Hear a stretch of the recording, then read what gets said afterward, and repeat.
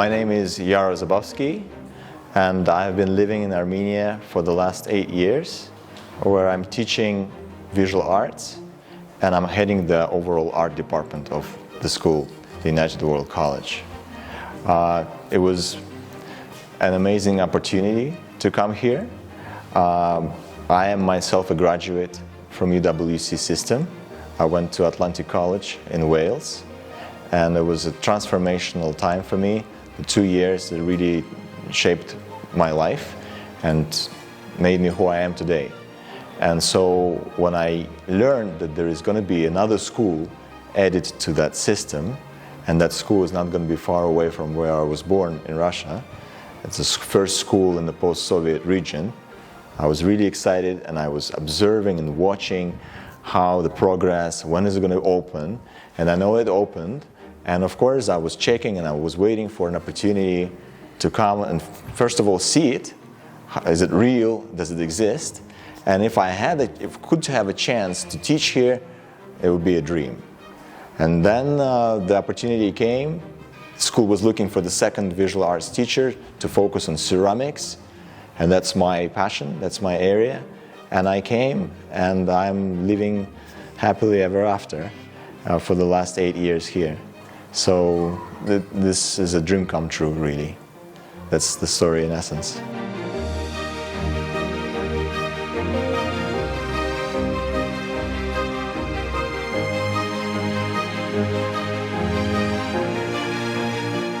My first visit was rather quick. I came for the selection of the new students, which took place at this place. And I liked the walls. It was a beautiful building, fantastic architecture, of course, very contemporary looking state-of-the-art facilities. But of course, my first attraction was the UWC. I didn't know much about Armenia then. I've never been to Armenia before. And so it was mostly the UWC aspect that attracted me. And of course, with time, I think the Armenia part and the UWC part, they got more equal. And now maybe even the Armenia part is maybe somewhat more, maybe even more important for me because I grew to like this land and the people here and its culture, and it became my home. So, of course, my perspective shifted over the years. And now it's not just the UWC school to me, it's a home for me. My son was born here. So it's a very special place, and I think it will stay like that forever. Even if I happen to go somewhere else at some point, Armenia is now part of who I am, and I'm trying to learn the language. I received the Armenian citizenship. I am now a proud citizen of this country as well, which is very important to me. At some point in my time here, it felt like a logical thing to do, because I wanted my relationship with this land and with its people, with this country, to be official. It's like when people get married, they can live together anyway, but they want it to be official and true, like they say, before God and the people. Yeah, I've decided to become a citizen of Armenia, and I learned that I have to learn the language, so I took lessons, and I now know a few words. I can write and read very slowly, but my Armenian got better, and it was an important decision for me and my family that we exist here, not just as people who came externally and live sort of as expats, but that we are now local. Armenian is a very difficult language. I think it sounds like nothing else in the world, so it's so difficult to come up with associations in your mind with analogies from other languages. So it's kind of like you have to really learn the different sound combinations from scratch. I think I can sustain a basic conversation in Armenian when I go to the shops, when I'm buying art materials, so I learned the different colors, karamir, spitak. It's also to do with wine, I think. Matit, grič. I think the essential art materials I know. I can welcome guests that come to our Tutsahandes, to our exhibition, and I can say Partzes, Parior, Shaturahem, Tesnel, Zes Aistech. I can welcome them in Armenian, so I can sustain short conversations. I'm trying to improve with my Armenian colleagues.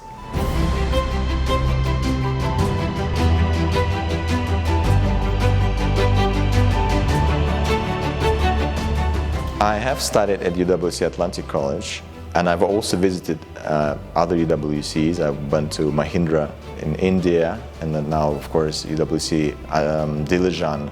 I think all UWCs are different because they're in different parts of the world, so there are cultural differences of the host countries, and they, of course, can have different facilities. For example, we are so lucky here in Dilijan to be living in wonderful facilities and studying and learning in wonderful facilities.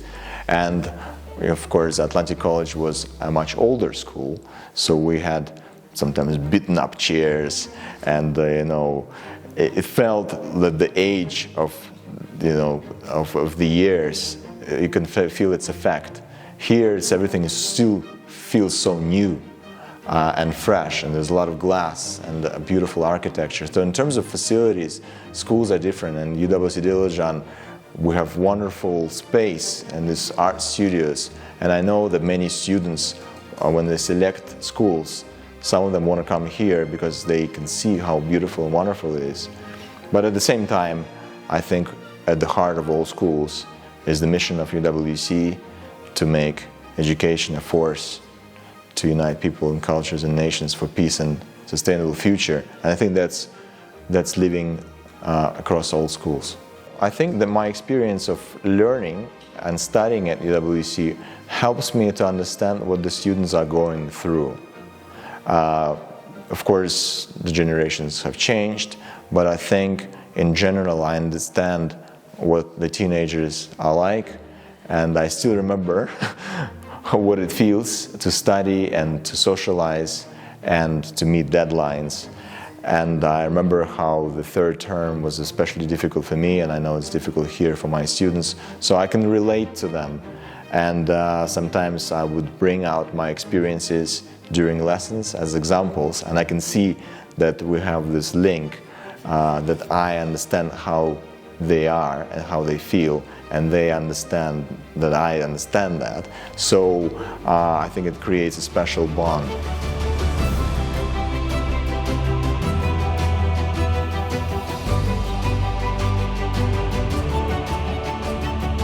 There are many opportunities for people to study online wherever they are, whatever age they are, whoever they are, and that's fantastic. It's democratized the whole education, and you can sign up for free courses from very renowned institutions.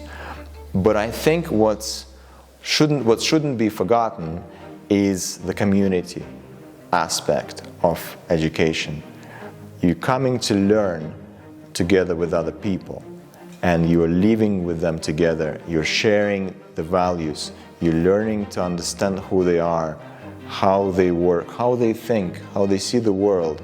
So I think it's still important for people to come together, not just online, but in a physical space, to feel each other's energy, to be in one room, to be in one art studio, and be part of one community. I think it's especially important today for students to study arts, and particularly, I believe, to study hands-on applied arts. I have huge respect for digital art, but I think it's particularly important to still touch the paper, the clay, the photographic chemicals, and create work with your hands.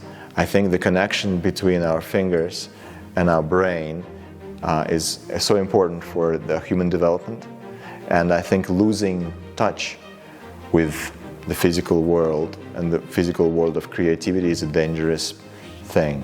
So in my own teaching, I particularly value the hands-on processes.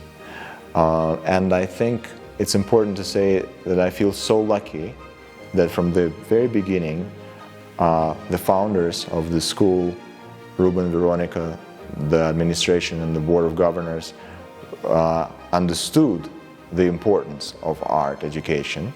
And that's why we have here such wonderful facilities, that it was understood from the beginning and built with that idea in mind, that students should study art. It is important, and it will be important in the future.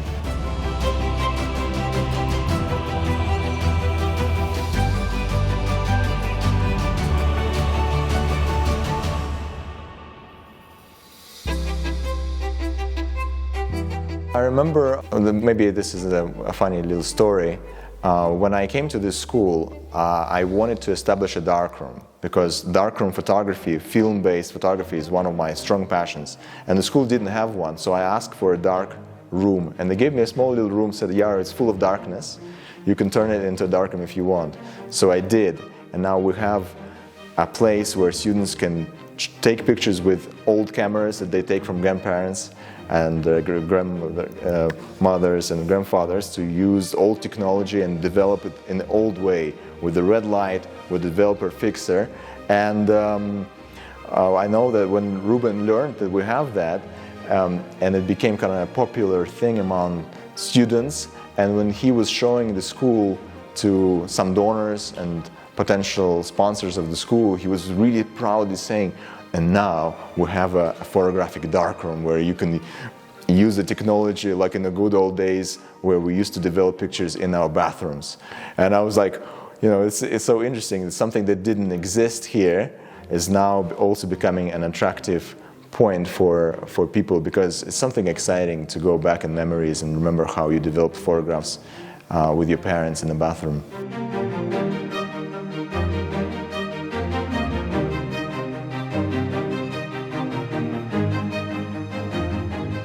I have met Ruben and Veronica on multiple occasions. When the school was still new, Ruben would come here in the studios very often. Sometimes he would pass through, go into a meeting, I would take her up in the library, and he would stop and he would talk to me, he would talk to the students, he would ask what they're painting. Ruben knew all the teachers' names when he was still very much involved when the school was being built and it was new. And it was a pleasure when he would come in and appreciate what the students' art. And of course, we're very much in touch with Veronica, his wife, who is so involved in what the school is. I think if one looks closely at Ruben's projects, this school and the school in Skolkovo School in Moscow and other projects, it is becoming noticeable that education, learning, knowledge, the community in which this knowledge and learning is happening is the vital role in all of these projects. So I think not just in Dilijan, not just in Armenia, but I think across all of the initiatives that Ruben and Veronica are a part of, education and learning is on the first place. So they play a huge part. I think we haven't yet even started understanding the impact that this school is going to have. I'm only seeing a little bit of the tip of the iceberg with the first students now graduating from universities. But I think this school's legacy and its mission will really change the way things are in Armenia and also beyond. I think there are many layers of how this school is affecting Armenia, and there are some very visible aspects. Of course, we have different people from all around the world, students, their parents, their families, knowing and learning that Armenia, first of all, exists. what this country is. For many, it's the first time when they come and visit it. I could see how Dilijan developed over these 8 years. When I first joined, there were maybe 3 restaurants, and I think now it's probably 23. There were very, very small little shops. There wasn't a place to buy some items, and now all of these things are here. We have supermarkets, lots of restaurants, lots of cafes. Businesses grow with understanding that the students, the families, when they come for graduation, they need hotels. The infrastructure of the city is growing, and I think right now it's so visible that Dilijan is booming. So these are very, very visible aspects of how things are changing around. But I think there are also things that one has to understand and imagine, that when these students go from this place to study in the universities and colleges and later have a career and professional careers in many different fields, that it will stay with them that they have gotten their important step of their education in Armenia with international teachers, but also with Armenian teachers, with international kids, but also with Armenian kids. They will remember how they learned the first Armenian words, how they went to see Saryan's paintings. They will hopefully stay with them, and the more people will graduate and study at this school, I think the more the effect will really be evident around the world. So I think what is happening right now are the seeds that are being planted, and of course we need to allow some time to see how they will grow. I think it's also important to understand how this school exists with other projects of Ruben and Veronica. For example, the Aurora Humanitarian Prize and Aurora Dialogues. And it's when the more people learn about Armenia and Armenian culture and the Armenian history, including the Armenian genocide, but also including some really bright and joyful periods of Armenian history, and its poetry and its art and its visual arts and its music, I think it's important because they will keep Armenia in their minds and in their hearts and in their decision making as well. When there are important decisions and economic decisions and political decisions are being made. So I think it will have a huge effect on the world later on.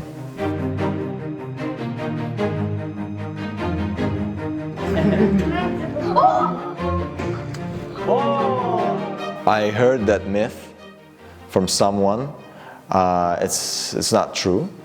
UWC school is not just for wealthy people, and if you come to this school and actually talk to our students and see who they are, you'll discover that they come from all kinds of backgrounds. We have students here from refugee camps, we have students here from very poor families, we have students here from middle class and from wealthy families, and so it's a school for people who are motivated regardless of their income. And so many students here are on scholarships. I think about 80% of students are on scholarships one way or another. So no, this is not a school for wealthy.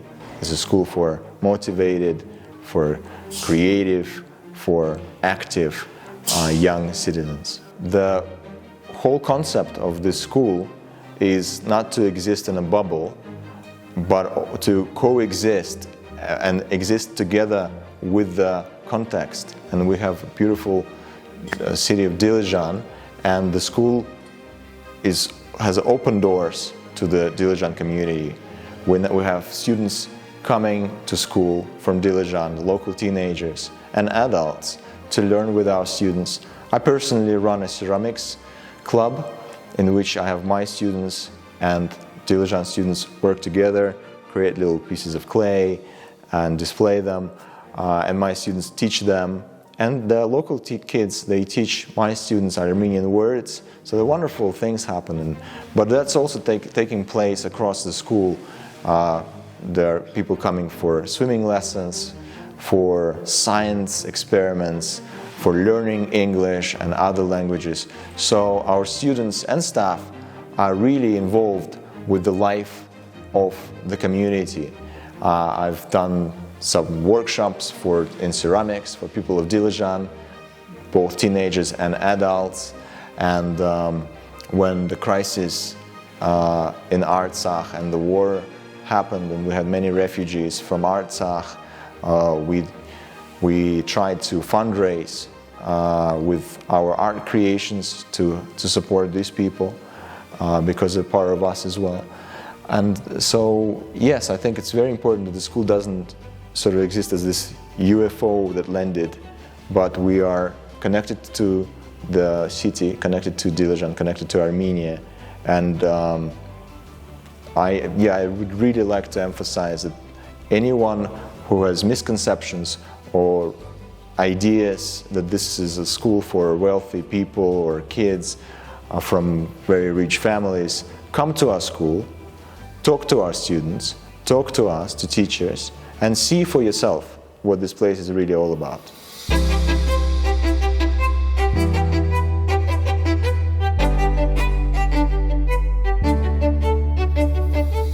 Armenian people, there's this contrast. I think I perceive them very cheerful or happy, warm. And there's, there are big celebrations and there's joy. But also when you listen to Armenian music, for example, the duduk music and komitas music, there is so much grief and sadness in it. And I think that combination of grief and joy, happy and sad, to their extremes, I think it's what makes the Armenian culture really kind of contrasting and special and unique in that way, and I really like that. And I think it's also important for Armenian people to, if they are happy, they really want whoever is around them to be happy. And I found it true. There is a famous quote from one of the movies, the Mimino, if you're going to be happy, I'm going to be happy, and then I will drive you so happily that everybody will be happy. And I don't think I've felt that anywhere else in the world. My future plans are a little uncertain.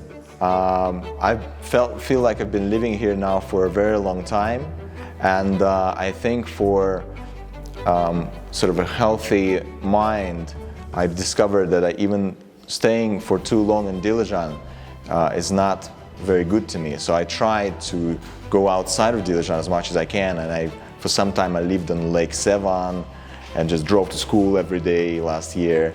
I've tried to go all around Armenia. I've been to Tatev, I've been to Gyumri, I've been to many different parts. So I think it's important to go out from the place that you love and to come back and feel the love again.